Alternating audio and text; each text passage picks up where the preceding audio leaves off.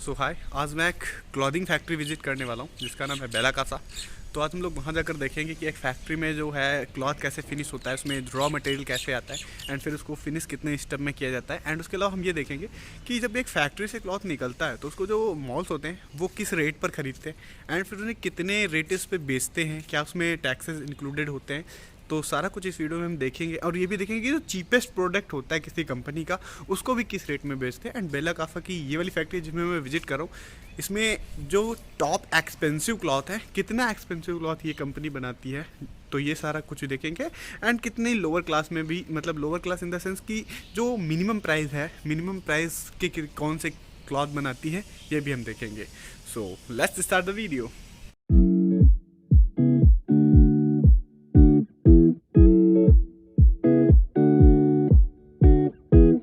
मैं भी एक कपड़े की फैक्ट्री में हूँ। यहाँ दादा अपने ऑफिस में जा चुके हैं एंड मुझे इन वाले भैया से कहा गया है कि ये वाले मुझे टहलाएंगे ये वाली फैक्ट्री, और यहाँ पे कपड़े बनते हैं। तो मैं तुम लोगों को यहाँ पे दिखाऊंगा कि यहाँ कपड़े कैसे बनते हैं।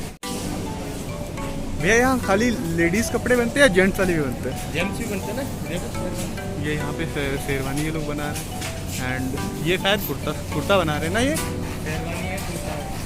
शेरवानी कुर्ता बना रहे हैं। एंड जैकेट भी यहाँ पर ये लोग बनाते हैं। और क्या क्या बनाते हो आप लोग?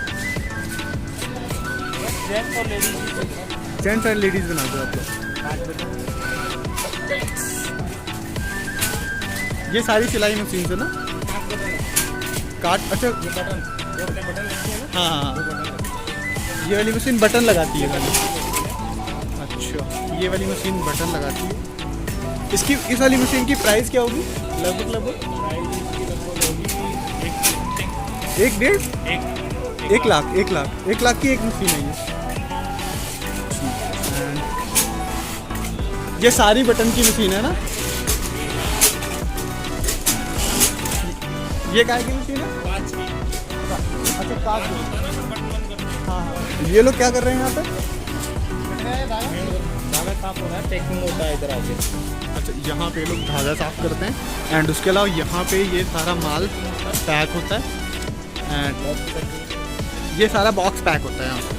एंड फिर इसके बाद गाड़ी में लद के चला जाता है ना? गाड़ी में लोड होती है। ये क्या हो रहा है भैया? आप भैया क्या कर रहे हैं? स्पोर्टिंग क्या होता है? जैसे अपने पीस में थोड़ा गंदा होता है। हाँ हाँ। कुछ चीज़ का दाग लग जाता है। अच्छा, ये जितने भी दाग लग जाते हैं आप उनको साफ़ करते हैं? तो ये भैया यहाँ पे जितने भी दाग लग जाते हैं कपड़ों में उनको साफ़ करते हैं एंड ये लोग कुछ कर रहे हैं।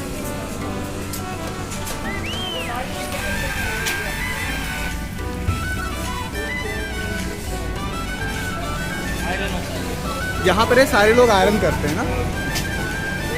वहाँ पे पहले बटन लगते हैं, फिर वो लोग उसको साफ करके फिर यहाँ पे आयरन करते कटिंग होता है। हाँ नीचे होता है हाँ हाँ धागा कटिंग, फिर चेकिंग, हाँ, आयरन, हाँ, फिर चेकिंग, फिर फोल्डिंग, हाँ। फिर पैकिंग। अच्छा, एंड इसके बाद ये सीधे मॉल्स वगैरह में जाता है ये माल? हाँ, सही है। तो यहाँ से सारा कुछ हो के कम्प्लीट बन के जो आप मॉल्स में देखते हो वो यहाँ से बन के जाता है। अभी शायद से सेकेंड फ्लोर था जहाँ पे मैं भी गया था, तो मैंने भी तुम लोग को दिखाया। एंड अभी हम थर्ड फ्लोर पे जा रहे हैं। यहाँ पर इस वाली मशीन में ये वाली डिज़ाइन डाल देते हैं एंड देन उसके बाद ये सारी जितनी डिज़ाइन बन रही हैं ये सारा कुछ सारे में सेम बन जाता है, सेम पैटर्न बनता है ना? तो हमने जैसे ये पैटर्न ऑन हो रहा है, हाँ, ये पैटर्न होगा, वो पैटर्न वहाँ पे कंप्लीट हो जाएगा। अच्छा। एंड उसके अलावा ऐसी बहुत सारी मशीन्स यहाँ पर लगी हुई हैं। ये पूरे थान पे अब लोग पैटर्न बनाते हैं। पूरा एम्ब्रॉयडरी का है। हाँ, एम्ब्रॉयडरी वाला ये काफ़ी है। जैसे ये यहाँ पे पट्टी बनी हुई है, ये सेम यहाँ पे क्लॉथ पड़ा हुआ है एंड इस पर सारी प्रिंटिंग कर दी जाएगी इन मशीन्स के थ्रू। एंड ये भी कांच बटन है। यहाँ पर भी कांच बटन लगती है। जैसे नीचे हो रहा था वैसे यहाँ पर होता है। तो अभी मैंने यहाँ का लगभग पूरा देख लिया कि कैसे कपड़े की कढ़ाई होती है, कैसे क्या होता है। कपड़ा ये लोग बाहर से मंगाते हैं एंड फिर यहाँ पर उसकी कढ़ाई होती है, उसमें बटन लगती हैं, उसको आयरन करके बिल्कुल कंप्लीट क्लॉथ करके यहाँ से भेजा जाता है। एंड अभी शायद में हमको कहीं और ले जा रहा है, फिर हम बाहर से फैब्रिक प्रिंट होके आता है। हाँ, उसके बाद में चेकिंग होता है कि फैब्रिक में कोई खराबी में कोई प्रॉब्लम तो नहीं है। हाँ हाँ। कोई डिफेक्ट तो नहीं है। हाँ। उसके बाद में कटिंग में इशू किया जाता है। अच्छा, यहाँ पे जब इसको कट करते हैं तो उसको चेक करते हैं ना, तो यहाँ पर ये लोग फैब्रिक को चेक करते हैं। अच्छा, यहाँ पे कटिंग चेक की जाती है ना? कटिंग यहाँ होती है। अच्छा, कटिंग यहाँ पे होती है, वो कपड़ा आता है उसकी, फिर यहाँ पे कटिंग होती है एंड फिर इसी कपड़े से कुर्ता एंड जितना भी सारा है बनाया जाता है। यहाँ पर ये लोग पूरे कपड़े के थान मंगा लेते हैं एंड देन फिर उसकी कटिंग करते हैं, उसमें बटन्स लगाते हैं, उसको सिलाई करते हैं अच्छे से एंड देन उसको फाइनल कंप्लीट करते हैं कपड़े को। लोग यहाँ पे लोग क्या बनाते हैं? कटिंग होती है। अच्छा, यहाँ पे भी कटिंग होती है। कटिंग होती है। ये फिजिंग मशीन, फिजिंग करने की मशीन है। फिजिंग मतलब ये एक मशीन है जो फिजिंग करती है। फिजिंग क्या होता है भैया? ये वाला फिजिंग है ना, जो अपने कॉलर में लगाते हैं। अच्छा, कॉलर ताकि टाइट रहे ना? टाइट रहे। हाँ हाँ।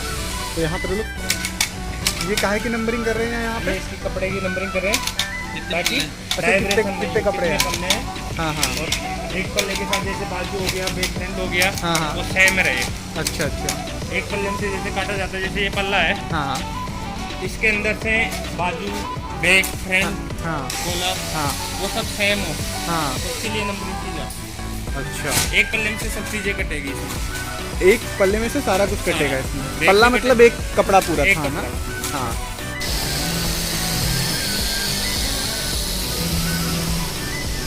यहाँ पर बॉक्स पड़े हुए हैं इन्हीं में, ये फिर जब प्रोडक्ट फिनिश हो जाता है तब उसको यहाँ पर रेडी कर दिया जाता है। यहाँ पे क्या होता है? चेकिंग होता है। अच्छा, यहाँ छिलके पे आने वो के बाद फिर वैसे चेकिंग। सारे पिलो बेडशीट की यहाँ पर सारी चेकिंग checking होती है। तो यहाँ पे लोग चेकिंग करते हैं, देन उसको फोल्ड करके सीधे पैक कर दिया जाता है ना? अच्छा अच्छा, उसको आयरन करते हैं। जो बेडशीट्स आप मार्केट में देखते हो वो सबसे पहले आने से पहले यहाँ पर चेक की जाती हैं, ताकि जब वो आपको मिलें तो फिर उनमें कोई भी फॉल्ट ना हो। फॉर एग्जांपल, उससे ये होता है कि अगर वो उसमें फॉल्ट निकलता भी है तो वो कंपनी को वापस आता है एंड फिर उसमें टाइम लगता है। तो उससे बचने के लिए यहाँ पर रीचेकिंग करवाते हैं क्लॉथ्स की, ताकि कोई भी फॉल्ट ना हो। एंड अभी मैं जिस अपार्टमेंट में आया हूँ यहाँ पर रजाइयाँ भरी जाती हैं, रजाइयों को बिल्कुल प्रिपेयर करके यहाँ से भेजा जाता है। एंड मैं आपको कुछ मशीन्स दिखाता हूँ जो कि काफ़ी बड़ी हैं, काफ़ी यूज़ है। बेसिकली जब अपने यहाँ पे रजाई भरवाते हैं तो सिंपली इस पर वो कूद के रजाई रखता है एंड यहाँ पे सारी मशीन्स लगी हुई है। मैं आपको ये रुई के गुच्छे पड़े रहते हैं एंड इसको इस वाली मशीन में डाला जाता है, फिर ये वाली मशीन इसको पतला करती है ना, बुनती है। हाँ, ये वाली मशीन इसको, ये जो तुम देख रहे हो यहाँ पे रुई को बिल्कुल अलग किया जाता है, पतला और पतली रुई होती है। देन इसके बाद ये वाली जैसे निकल रही है एंड अभी ये तुम देख रहे हो काफ़ी फूली रुई है। इस वाली मशीन में जाके उसे कंप्रेस कर दिया जाता है एंड कंप्रेस होने के बाद एज यू कैन सी, देखो यहाँ पे जो रुई की लेयर्स जा रही हैं, दैट मीन्स कि इसके अंदर यहाँ पे कंप्रेस होता है। ये रोलर्स चलते रहते हैं एंड रुई को कंप्रेस करके पतली पतली लेयर्स में कन्वर्ट कर दिया जाता है एंड देन वो लेयर्स वहाँ पे जाके ये कई लेयर्स बन जाती है उस रुई की एंड यहाँ पे एक बढ़िया सा मोटा सा रजाई में भरने के लिए एक लेयर निकलती है जो उस वाली लेयर से काफ़ी मोटी होती है एंड कवर भरा होता है। वहाँ से जो लेयर आती है वो एक कट के आती है एक सिंपल पीस में एक रजाई में भरने के लिए एंड फिर ये लोग उसको सिंपली ओपन करेंगे एंड ये उसके अंदर चली जाएगी। मैं आपको पूरा प्रोसेस दिखाता हूँ।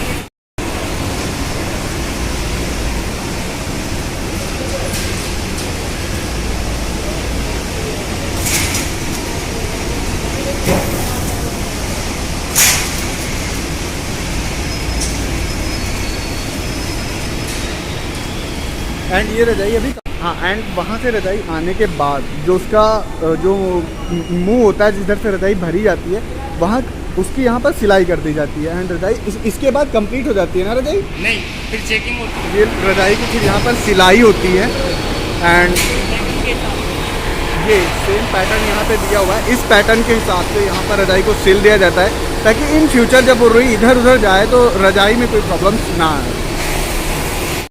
यहाँ पर सारी रजाई चेकिंग कर दी जाती है, यहाँ से रीचेकिंग होके फिर फिनिश हो जाता है ना? अच्छा, फिर फोल्डिंग करके एंड देन फिनिश कर दिया जाता है। ये सारे क्या पड़े हुए हैं? पिलो। अच्छा, एक कंप्लीट रजाई ही पड़ी हुई है एंड यहाँ पर जो कंपनी से रजाई निकलती है उसकी एक रजाई की प्राइस क्या होती है?